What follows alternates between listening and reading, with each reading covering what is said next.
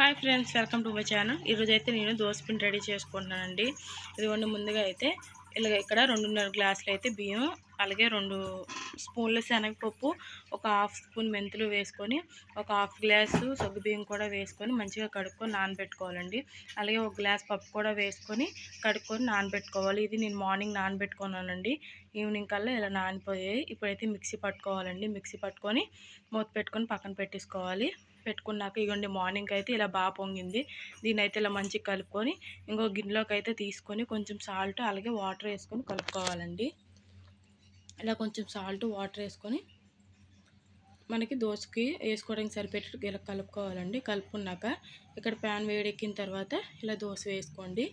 వేసుకొని ఇక్కడ దీన్ని మీడియం ఫ్లేమ్లో ఏం పెట్టుకోవాల్సి లేదండి, హై ఫ్లేమ్లో పెట్టుకొని వేసుకోవచ్చు, మంచిగా వస్తుంది. ఇలా దోశ వేసుకున్నాక చుట్టూ కొంచెం ఆయిల్ వేసుకొని ఇలా ఇగోండి, దోశ ఇలా కాలిన తర్వాత